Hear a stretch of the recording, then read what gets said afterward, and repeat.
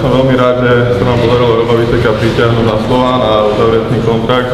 Verím, že to bude prínosom ako pre Slovan, takisto aj pre celú súťaž a verím, že Robo bude pozitívnym impulzom ako pre verejnosť, tak aj pre fanúšikov a verím, že sa nám podarí pritiahnuť viacej ľudí na futbal a týmto som vítam Roba Viteka na Slovane. Ďakujem pekne.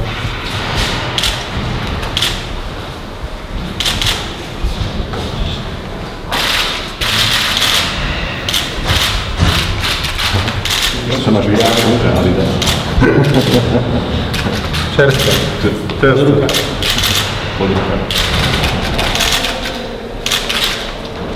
Som veľmi rád, že som opäť doma po 10 rokoch, opäť vo svojom klube a Slovan je môj klub a vždy bol a vždy bude.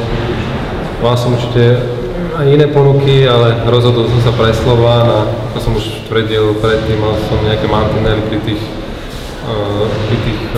veciach, ktoré som rozhodoval, ktorý klub si vyberiem a Slovan nesmieme za sebou dať všetko, čo som chcel a preto som tu a verím, že Slovan pomôžem. Chcem mu pomôcť, ako povedal Ivan, že by som chcel prilákať ľudí, pomôcť Slovanu tam, dostať tam, kde patrí a nielen na Slovensku, ale aj v Európe.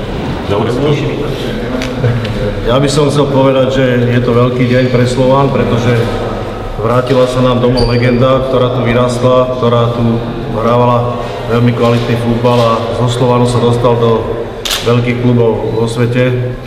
A myslím si, že tento čin, ktorý sa stal, vlastne sa Robo vrátil, veľmi pomôže kabíne a hlavne mladším hráčom a celému klubu pohnúť sa a posunúť sa trošku vyššie.